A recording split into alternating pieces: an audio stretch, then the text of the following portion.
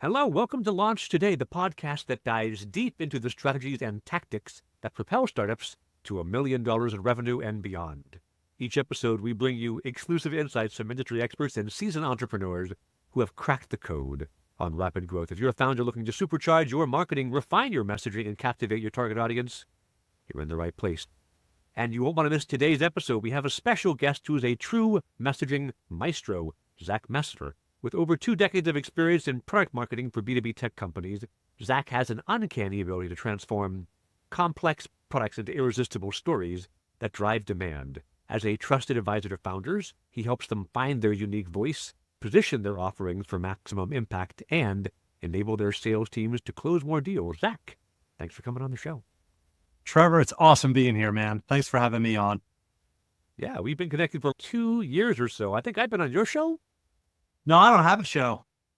I've just talked to you on video before. All right. Yeah, it's all the Founder Institute stuff. That's right. I saw you on FI. That's what it was. I've got like a good third of the people I talk to on Launch Today. I meet on FI and I go, oh, this person is interesting. I have to talk to them on my podcast someday. And it's been a while, but finally I'm like, hey, I'm back recording again. For a while I wasn't really releasing new episodes, and I wasn't going to be like, hey, let's record something. You'll see it in 6 months. So... all right, we're doing about a 3 or 4 week lead time. So when you're watching this now, listening to this now, Zach and I only talked a little while ago. Let's start with, you work with a lot of B2B tech companies to transform messaging. That's obviously a big part of what I do too, but mine is much more systematic. What are some of the things that you do that you see common mistakes show up in their messaging that you think, man, if everyone did this better, they'd have more success? Oh, sure. First, it's just getting right to it. Right? You don't, if I read a headline, for example, on a homepage, I got to know immediately, what is it? Or what does it do? Or, and who is it for? I got to get to that. I got to understand the essence in a nanosecond. There's still, I think I've surrounded myself on socials with other people who feel the same way that I do. So it's a little bit of an echo chamber, but you look around and there's still so much jargon and so many buzzwords that are used. And especially when it comes to tech founders, especially technical founders who think they know what has to be said, but harness the power of blah, blah, blah. That stuff it's terrible. And so if there was one thing that I would want people to take away, or one thing to change that would make all this better, is we have to get to the essence of what we're selling first. What is it that we're selling? Yeah, that's a real good point. I see it all the time, even like really big products.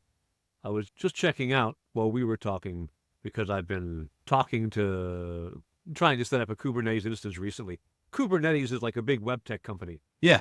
Product, I should say, not a company. And their headline is just production-grade container orchestration. What does that mean? I don't know. What? I don't even think people who use it know what that means. It's really funny. Right? If you were to say, but hey, look, make virtual computers in the cloud instantly. Now, okay.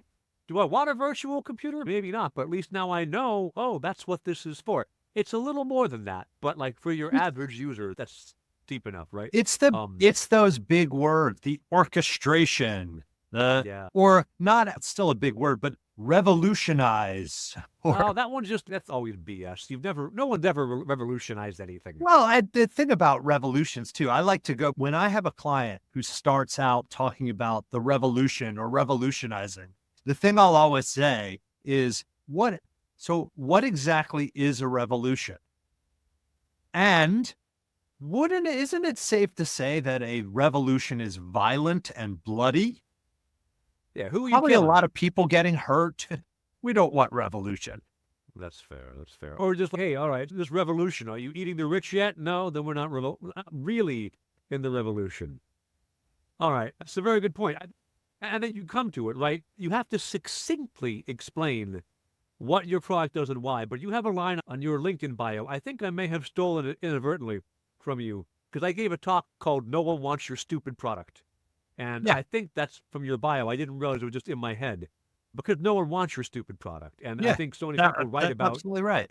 their thing. So how do you go from my product does this and this to succinctly centering it in the problem instead of the feature?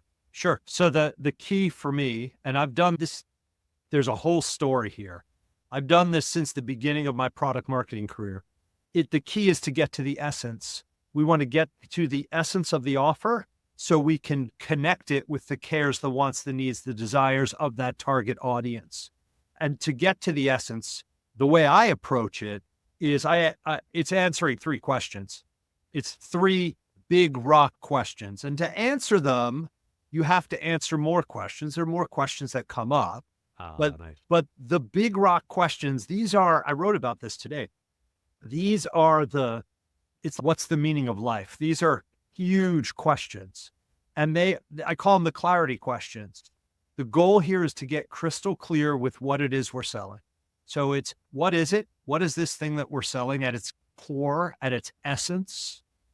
What does it do? Again, at its core, if we'll start with a single word, what does it do in one word? Now, you don't end there, but that's where you start. And then, why does it matter? Not why does it matter to us as founders, as marketers, as promoters? Why does it matter to the people it should matter to? So what is it? What does it do? Why does it matter?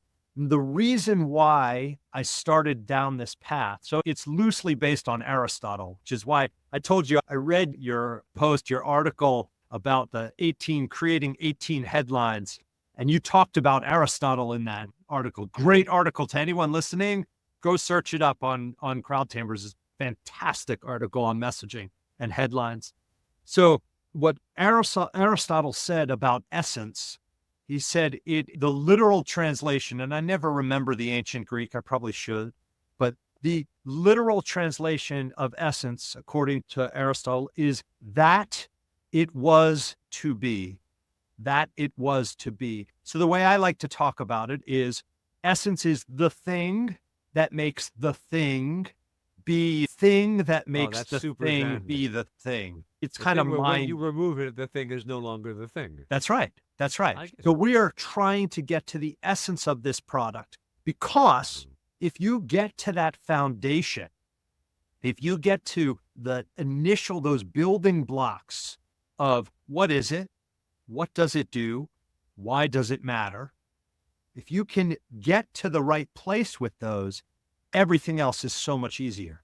Because now, all of a sudden, because I've gotten to the essence, I understand the essence of this. Think of all the other things in the world that you understand the essence of. Now, all of a sudden, I can connect really quickly. I can come up with analogies. I can come up with pop culture references. I can come up with different ways that my product affects the lives of my buyers. So we answer those three questions. So the reason why I came up with that is I'm not technical. I'm not even a little technical. And yet I had this 20-year career in product marketing for enterprise tech, where in product marketing rather, you're the owner, you're the expert in the tech. And you're the expert in the audience because that's how you connect them. Yeah. And I became the expert in the product by answering these three questions. Because if you get to the essence, you have ultimate understanding. That's super interesting. So one of the ways I approach this when I'm telling somebody like you do, nobody wants your stupid product, right? They want the result of it. And specifically what I say is what happens after they've used your product for 90 days, right? That's your headline now, is not we're the container orchestration for enterprise grade, but rather build thousands of apps in minutes on any server. Okay, there you go. Did I want thousands of apps? I don't know. Did I want them on any server? I also don't know. But if I was that person, I would go, ooh. And that's the other big part of it is a good headline should discourage way more people than it encourages. Absolutely. And that's the thing that people lose sight of. It is just as important who this is not for as it is who this is for, and maybe more. I have a client, we're in the midst of having done a pivot for them. They had been attracting one audience for years and growing very steadily, but not impressively. And we've been testing some new audience messaging for them because they were like, we're doing this, not just $250,000 every year, just plugging along. We can't get any bigger. And so we tested a whole different audience, and we don't sell that audience, Trevor. I'm like, I know, but could you, is what we need to find out, right? And can we then make it where your product is actually not for the people who are currently using it, because they just only so many of them and they won't grow, but it's instead for them. He's like, my current customers, I'm like, maybe they won't renew, but if you can 2 or 5x growth over here, wouldn't you rather make that shift and say, you've gotten me this far, and it's not that I don't love you anymore, but I'm going over here. That can be, we're in the middle of it now. We're seeing if in truth it works this way. We're doing the go-to-market sequence that Crowdtailers runs. We're a month in, and he's super excited now to see the potential of the new audience he's building. But it can be really hard to let go and say, oh, that's not who I am. Oh, yeah, for sure. And the reality, too, is if he's not changing his product wholly, then he can still address that other audience in different ways.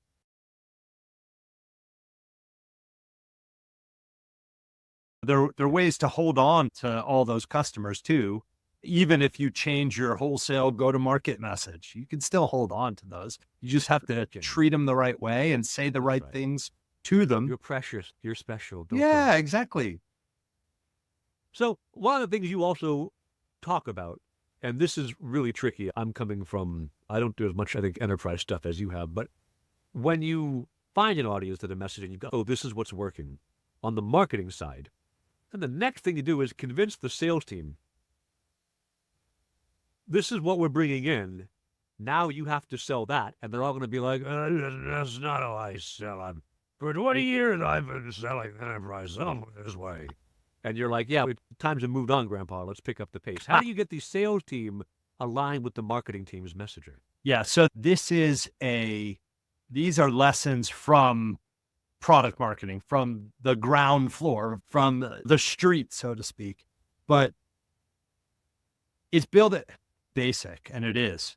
It's building relationships with the right salespeople up front, right? So I would always do testing of my messages back in my product marketing days with the sales team, but I had my go-to sales pros, right? There were the go-to people that maybe I started out with them where I'd go on sales calls with them. This is pre-COVID, so it was actually going on sales calls. But I'd go on sales calls with them. I'd give them feedback. Hey, try this next time. You weren't connecting with the audience with what you said here because they did this with their body language, or they said this other thing. Try this next time. And they would try it next time and it would work. And now all of a sudden I have an ally because I'm helping them get what they want, which is the sale. I'm helping them shrink their sales cycle. I'm helping them be more successful. When you do that for someone once and then or multiple times, they're going to want to help you also. And so what I would do is I would build these little cohorts of sales pros within the company. And when I was going to try something, I'd say that I want to try this out. Will you try this out? Once you have those, and this takes time, right? This is not a quick fix. But once you have those relationships in place, what happens is you're working with salespeople who are more effective because they're working with you. At least that was my experience. And you have other people, other sales pros looking up to them within the organization because they're on the leaderboard. They're the ones selling all the stuff. So I want to be like that guy. I want to be like her. So then it becomes the rollout where it's not just me rolling out the message saying and presenting, hey, here's how we're going to talk about it. It's also all of my people going around behind the scenes saying, hey, I tried this out here. It really works. you should try it too. Salespeople, the thing about salespeople, I don't like to talk in generalities, but I'm going to. But salespeople, like anyone else, salespeople will always fall back on what they're comfortable with. And if you have someone who's been selling in the same way for 20 years, you can't change that. You can't change how they're selling. I can give them ways to make it more effective. I can give them messages that I know are going to work. But then it's how does it fit into these different styles? That's important too. Awesome. All right. So you are the PA announcer for a bunch of sports. Oh, I used to be. Yeah, I used to be. COVID kind of killed it. Yes. Yeah, So, yes. I guess my question is, I have experience doing theater and live shows and improv, and that informs how I do marketing. How does your experience, and it's improv, right? It is like reacting to what's going on. And then, but you've also got this focus on messaging and distilling down things that matter. How do these two join in your head to make for a better ability to, on the call, be like, this is where we need to go with some messaging? So that is an awesome question. And my answer is it really depends what sport you're calling. So this is public address. So this is not play-by-play. It's not swinging a long drive. That's not what it is. It's who's at bat, right? And it's different based on the sport. So baseball, I started doing baseball, it was February of 2002. I had wanted to get into voice acting and doing commercials, voiceover type stuff. My wife had a friend at the University of Maryland in the graduate department of communications. All of those students got an email from the athletic department. Apparently the baseball coach was old school. And the year before, he had all these students doing old-time Chicago Bulls style PA. No, it was terrible. So you have to affect the received English pronunciation. Hey there, now the batter, he's going to take a swing and a miss. But see, that's radio. That's radio. That's true. So the public address, though, it was these kids doing the PA and just putting way too much excitement into it. And it was too affected for this coach. And he wanted someone just to announce the team. So they had an open tryout. It was February 2002 in Maryland. It was snowy. Chilly. It was cold. It was snowy. I went out for the tryout. There was 2 or 3 inches of snow on the ground, which is a lot down here. And I was the only one who showed up. And they offered me the job. So I did baseball for about 10 years. But my first year, the first game, one of the volleyball assistant coaches came out, women's volleyball at Maryland. Maryland is then ACC, but now Big Ten is volleyball royalty in the NCAA. Like there are always 9, 10, 11 top 25 teams in the Big Ten. And yes, I know there are more than 11 teams in the Big Ten. It's goofy. The numbers are a little squishy, but yeah, whatever. It's goofy, but whatever. So she said something to me that helped. And I'm going to answer your question in a second. She said something to me that really made my success as that PA announcer for volleyball. She said, you have to understand one thing. She said, baseball, your job is to inform the crowd, which is very true. Nobody pays attention to the PA announcer at a baseball game. They just don't. In volleyball, your job is to incite the crowd. That is your job. And volleyball match I went to ahead of time to try and figure out, okay, what's this all about? I went to a couple other schools and whatever. Everyone was just informing the crowd. So it became total improv. Now, at first, it was difficult because you're on the mic in front of how many people and you don't want to, when you get a little nervous. But after a while, it was just, I'm a fan. I am a fan with a mic and I get to say whatever the heck I want. And if I say something that's inappropriate, they'll tell me. And that's the approach that I took. And that's the approach that I took back in my corporate days in marketing towards the end. But it truly became improv. And it had to be tight. It had to be pop because you don't have a whole lot of time, right? So in volleyball, you can't speak when the action's going on. You can only speak after the whistle's blown. And then once the whistle's blown again, beep, and the serve's coming, you can't speak again. So it's only after that whistle and not a lot of time. So I would come up with calls for different players that were they just happened. And I did a lot of rhyming because rhyming, people remember rhyming. People like, oh, that's fun. It engages. So I'd start with rhyming. I remember there was one player, this is several years in, there was one player for Maryland named Remy McBain. And I loved Remy McBain because Remy McBain had the best name for announcing, the best. Because it was like, Remy McBain right down the lane. Remy McBain makes it rain. Remy McBain drives them insane. Point Terps. It was awesome. So what the PA did, because you had such little time, and I have to get people excited. I have to get people raucous. I got to get people into this. So it's high energy. It has to be quick and it has to be clever. So like I said, it was always around the player. There was a player, Jade Brown, and Jade Brown was probably about 6 feet tall, but Jade Brown she was Michael Jordan. She could jump and she just stopped in midair. She was just there hanging out. And in volleyball, you have the 10-foot line. When you are in the back row, you have to you have to start behind the 10-foot line. And then you cannot hit the ball in an attack way. You can't attack over the net, hit the ball over the net in front of the 10-foot line. If you do, it's called back row attack. You lose that point to the other team and you lose the serve. So you don't want a back row attack. Jade Brown would attack from the back row by jumping and attacking from the back row behind that 10-foot line.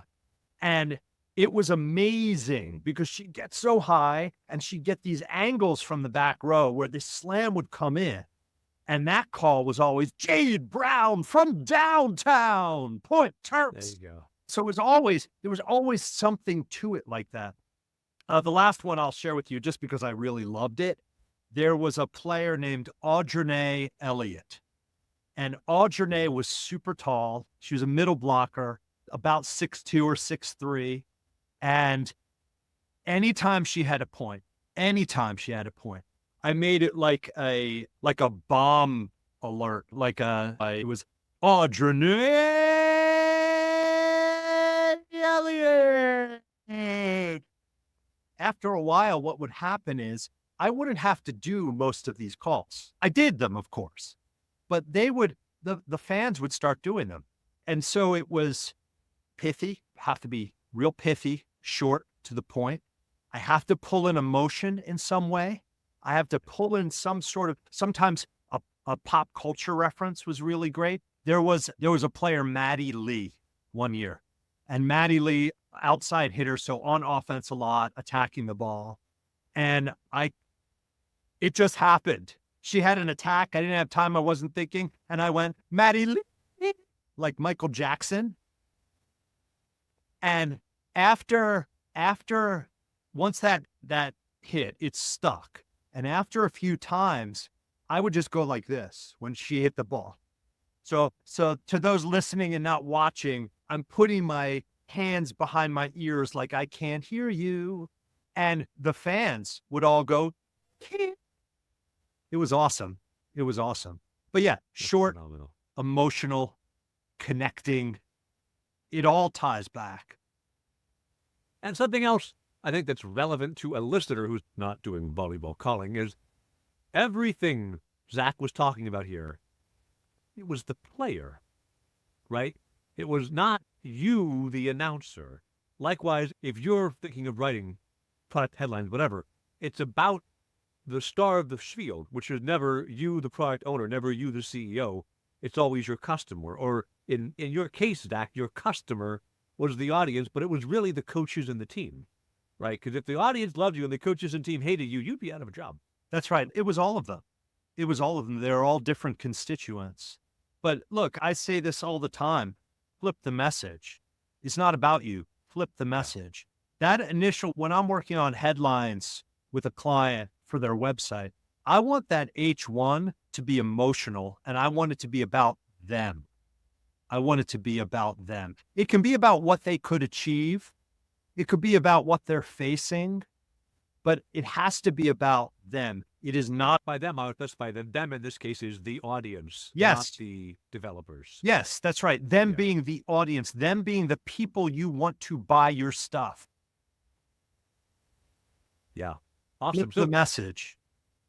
I think that brings us to a good next question, which is there somebody who you think is doing really good messaging in the B2B space? Oh, that's a loaded question. I'd have Isn't to it, think though? about that. I'd have to think about that. And I've looked at some older stuff lately. And the one that I'm going to pull it up while we're talking, the one that comes to mind, although this company doesn't do this type of stuff like this anymore, but the one that immediately comes to mind is Slack. There was an old, I think it might have been their first ad. I'm going to find it. So I'll give one that I loved for the longest time, and they've changed now, which makes me sad. Smartsheet. Or sorry, Coda, not Smartsheet, Coda. They had the slogan, enough of this sheet. And Yeah, that was pretty good. I remember. it's people with printouts of Excel, like Excel sheets, just smashing their faces into them. And it was clever, but also in it, it contains a whole lot about why Coda as opposed to, because every B2B software, fundamentally the number one competitor is Excel. Just it is, right? Everybody does everything in Excel. Horrible things that were never meant to be done in Excel are done in Excel every day. And Coda being like, enough of this, move to something, was clever. It was focused in the pain of the user who has felt this issue. And it was short enough that people can be like, oh yeah, I remember that. This is, when did they start this? Their first ad campaign was published in 2020. So this is 4 years ago now, 4.5 years ago. Enough of this sheet was their big campaign. They even wrote a blog post about it. And if I go to coda.io, are they still, now it's your all-in-one collaborative workspace, which I like much less. I think it also, I haven't looked at Coda in a while. It looks just like Notion. Well, that's You funny. all converge on one UI, and it is all Notion. How unfortunate. Anyway, that's an example for me of someone I think who did it really well. Well, I Slack- have two for you. I Yeah, have what do two you got? for you. So the first one, right, this is an old Slack ad, and I wrote about this because it was clear to me that the Slack product marketing team or agency or whomever created this did the work on message clarity first. So the ad has a picture of a woman with rainbows and animated rainbow and animated clouds behind her, and she's on a pink horse, like a pink pony, with a giant smile on her face. And the ad says, the headline is, what it feels like to sit in 25% fewer meetings. And then the copy on the ad, all those hours spent clock watching in meetings, thinking about the growing mountain of work waiting at your desk, you deserve better. Using Slack for team communication helps people escape the boardroom and get back to simply working together. Oh, that's Really good. Now, users of Slack may say, wow, that sounds amazing. I wish Slack was that. But I think that's company culture, though, not Slack. Because my whole company, we have one meeting a week. That is it. Everything yeah, else that's is on Slack. awesome. It's just company awesome. culture. So your culture is not, your culture is to blame, not the tool. And then my other example, it's one that admittedly I worked on, but I loved it. And it's my favorite example maybe ever. It's a startup called Core Care. So Core Care, they've changed their focus, and what they're doing now is totally different from what I'm about to tell you. It's a whole other story we won't get into. But Core Care, they were, at least at the time, they were selling to VPs of accounts receivable at long-term care facilities in the US. They target long-term care in the United States. Healthcare in the States is a shit show, Oh, as yeah. people know. And so they provide, what happens is you have a provider, the doctor, that provides care. And then they have to get paid for that care. They are dealing with private payers or government. Private payers typically being insurance companies, can be individual payers, but that's very, that's not often. Right. But insurance companies, government is government portals they have to go through. It's Medicare, Medicaid, that sort of thing. So when they want to get paid, they apply for what's called reimbursement. It's not really reimbursement. They're not being reimbursed. They're being paid for the care that they provided. So we spoke with their audience, spoke with VPs of AR and these bigger facilities, and they all had a variation of the same theme, which was, I feel like I'm in a prize fight. I feel like I'm fighting just to get paid. And so we came up with the headline, Stop Fighting, Start Getting Paid. And it worked so well. Now, it was a little tribal. It was definitely a little tribal. There was a lot of, they don't want you, because the insurance companies are in the business of making money. And so we fought a little, and it might have been why they ended up changing their tack. Insurance companies are very much in the business of not paying. That's how they That's make true their money. too. That's true too. So, as But a it result, was, yeah, of it course. was, you deserve to get paid. That was.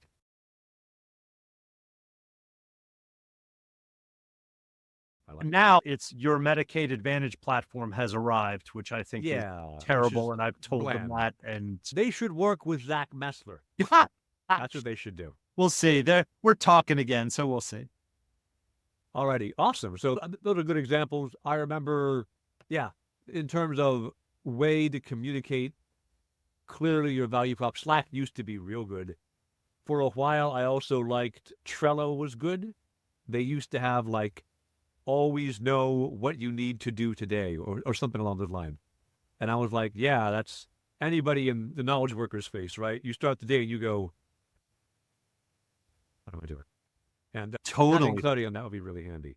So, Well, yeah, and the awesome. key here, the takeaway from all of this too, is what you believe is a great headline, and I believe is a great headline. We are believing that because we're able to put our shoes in, we're able to put ourselves in the shoes of that audience that they're trying to address.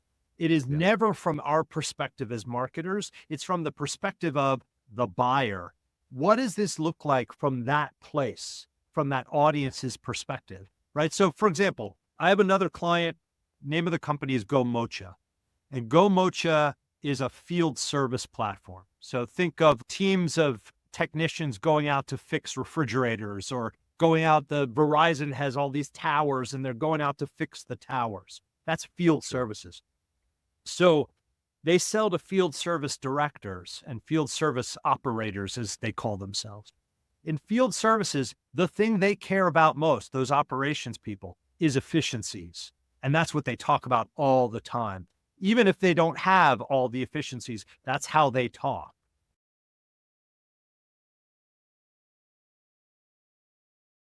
The headline we came up with is we crafted a narrative around the service economy, the servitization of assets, which is something that Gartner came up with and had been evangelizing or whatever. So we talked about that a little, but then the headline became "Reveal Hidden Efficiencies and Win in a Service First World."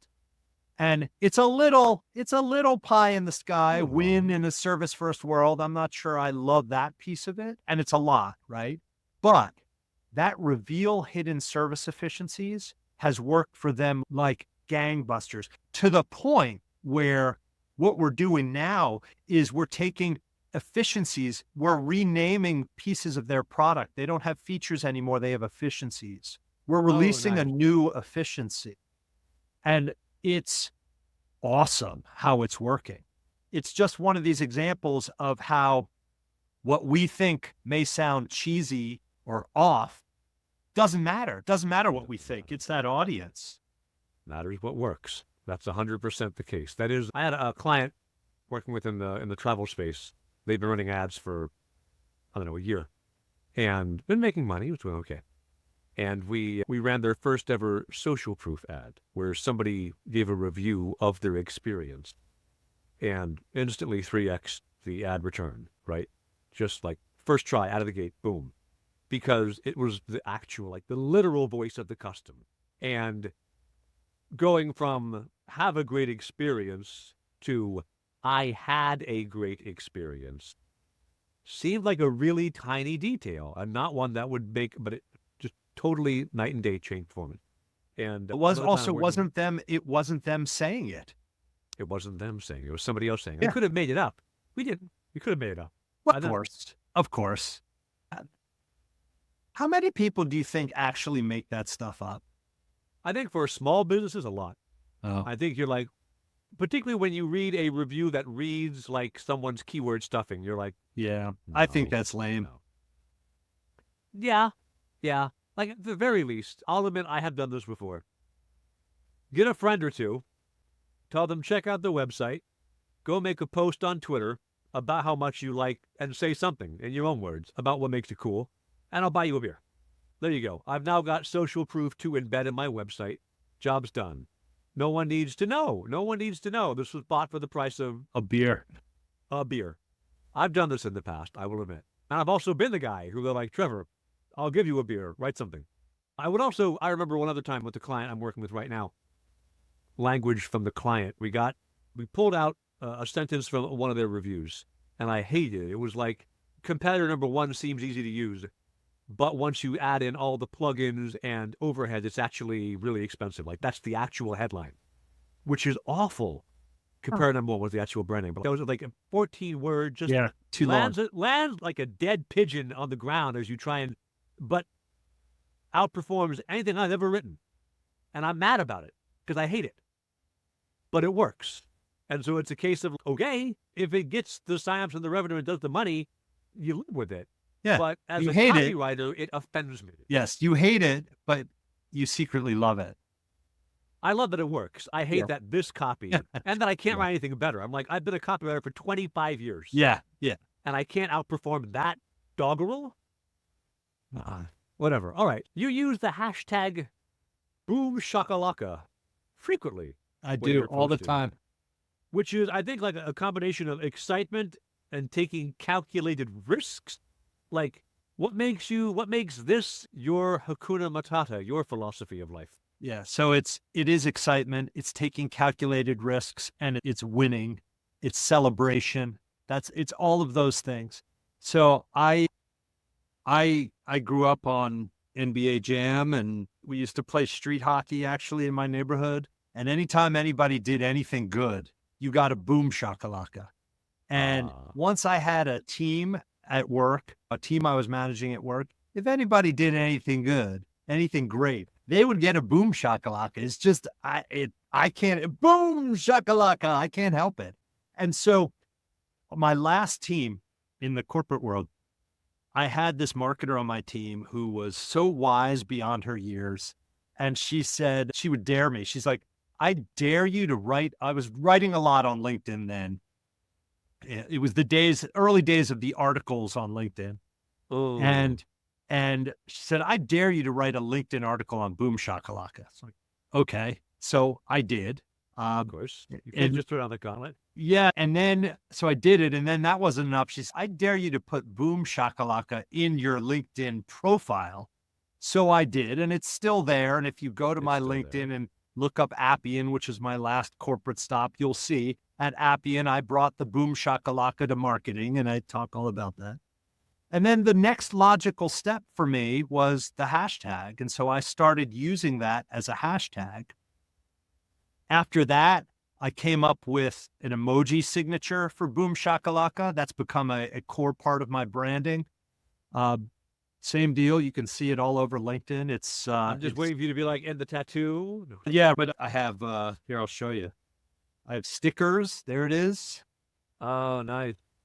Boom. So devil horns, punch, explosion, cool. Got it. Yeah. Yeah. That is the emoji for boom shakalaka. And I have always been told ever since I started in the work world that I just always bring this positive energy. And when I'm doing something that I love, if I love it, if I'm really up by it, odds are you're going to feel the same way. And I can't help it. I don't know how it happens. And that I call the boom shakalaka. It's the boom shakalaka effect, right? I get excited about this stuff. I love it. It's so fun. Awesome. That is, say what you will about me, I'm not known for being the highly excitable type. It's nothing wrong about being, I like people who are bubbly and positive. I'm not. Anyway, it's all right. I always like to ask, we're coming up to we're 40 minutes in now, something like that. I always like to ask about a book. It doesn't have to be a business book, but a book that you think if founders read, more of them would be better business people. It's not a whole book. In fact, I reference this book all the time, but it fundamentally, and it sounds cheesy to say this book fundamentally changed my life. I've never read the whole thing. Change your life, but you can't be arsed to read the whole thing? Yeah, the whole book isn't really what I needed.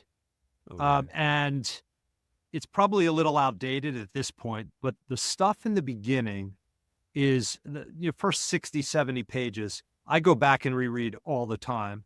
And that is the 4-Hour Workweek by Tim Ferriss. Oh, Tim right. So in the Ferriss. 4-Hour Workweek, what he talks about in the beginning, he talks about unwritten rules. He talks about comfort in discomfort. He talks about what's the worst thing that could happen, right? See, and that concept, those three concepts really, but that concept of what's the worst thing that could happen fundamentally changed who I am, what I'm doing today, how I operate for the better. Because one of the things as a founder that you have to do, first of all, if you're a founder, you already have pretty big gonads. You got guts. You definitely do to be a founder. But you have to transfer those guts to everything that you do. And it can be a stressful place. It can be a really stressful place, especially in those early days. So one of the things that book taught me, what's the worst thing that could happen, right? So the worst thing that could happen in any situation usually isn't that bad. It usually isn't that bad. But if you really think hard about what that worst thing is, think in your mind, what would I do if this happened? Write down a list. What are the steps? What are the things you would do if this happened? Now, all of a sudden, you have a working plan of what you will do in the worst case scenario.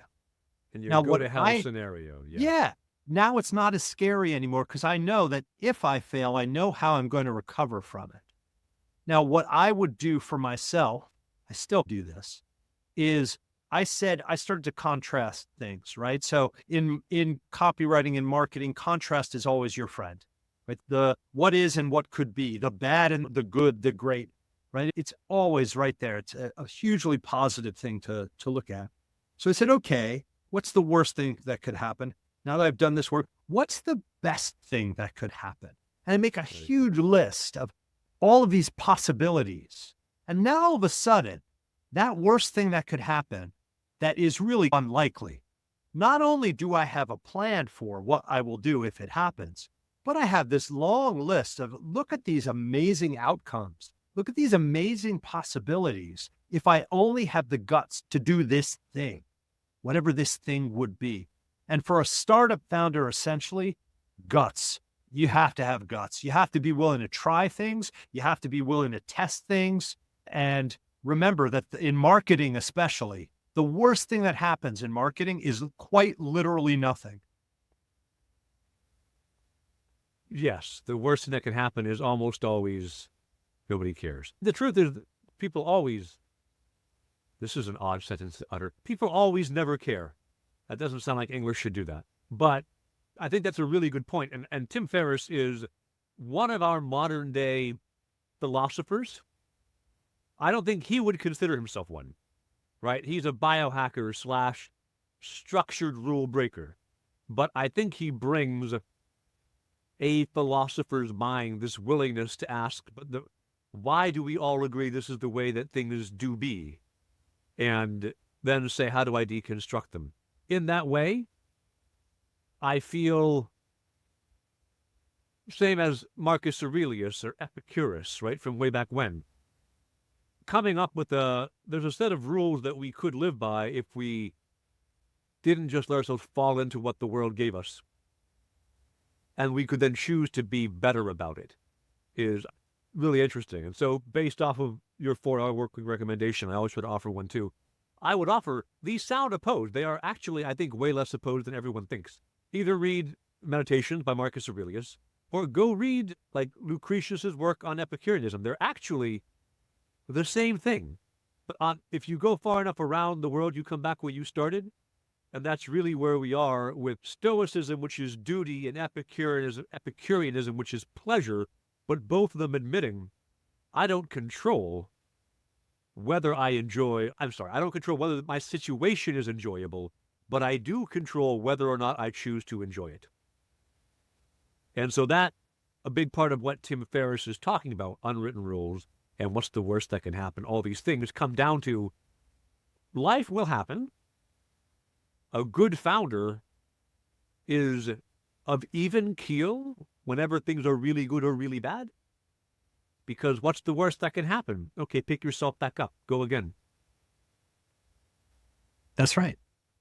You're Awesome. You're the second person in 2 weeks to mention Meditations to me, and I haven't read that in so long. I got to go back to that. So thank you. I have a paper copy of it, which was rare for me, he said, despite all the background behind him. Most of my books these days are digital. But yeah, that was one I kept to read on my bedside before I went to sleep. Don't read screens at night, people. Just don't do it. Have a bedside light and a book like people did. You'll sleep better. And so I read about 200 books a year, something like that. Holy smokes. I read just an insane, like not a healthy amount of books. And probably 80% of them are fiction or more, 90% of fiction. So I'm not really improving my brain necessarily. It's just whatever. It's escapism.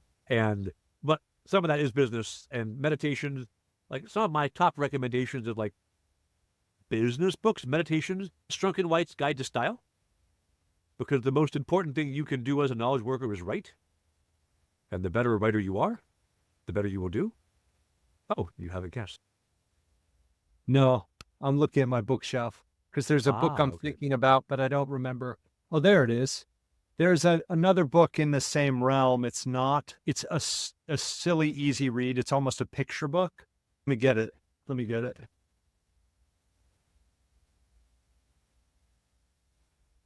This is a good one too. Jonathan Livingston Seagull. Oh, wow. Yeah, I haven't read that since like middle school. Yeah. It's a good book. It's also about not following all the rules and doing what's right in your heart, doing what's right for you. It's a really good book. Awesome.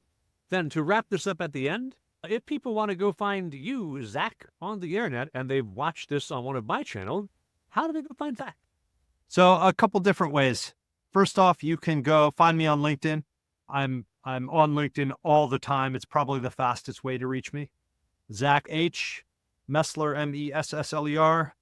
If you search hashtag boom shakalaka, I spell that phonetically, SHOCKALOCKA, boom shakalaka, you'll find pretty much everything I've ever written on LinkedIn. I also, actually, if it's all right with you, I have an offer for listeners, which is if you've listened to this and you'd like to speak more about any of the topics that we covered, no fluff, not going to pitch you, just let's have a conversation. clarityrules.com. If you go to clarityrules.com, it's a link to a Calendly. You can set time to chat with me. I do those conversations on Wednesdays. And then the last place, of course, zachmessler.com.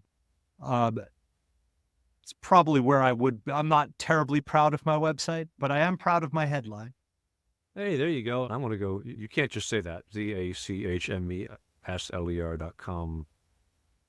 It's just old. I haven't updated it. I've rarely gotten business from my website, so I haven't focused on it. Be perfectly understood. I like it. It's good. What you sell is amazing. Help your audience see that too. That's the subhead. I've gotten insanely positive feedback on that. When I've asked people, how did you find me? An inordinate number have said it was the Boom Shakalaka. Then I went to your website and the Be Perfectly Understood just spoke to me. Gotcha. The headline on my personal website, which I haven't looked at in maybe 3 years, is terrible. So it's just, hey there. What are you doing, Trevor? You're supposed to be a marketer. Stop it. So, yeah, anyway. All right. So, appreciate, as always, chance to have you come and talk. I think you've had some great insights to share with founders. All of you founders, no one cares about your stupid product. Talk about what the results are instead. I love it. We'll put this up live in a couple weeks. And thanks, everybody here, for listening. And be sure to subscribe if you haven't. We have new content coming out every day and new podcasts every week from great experts like Zach all the time. Bye.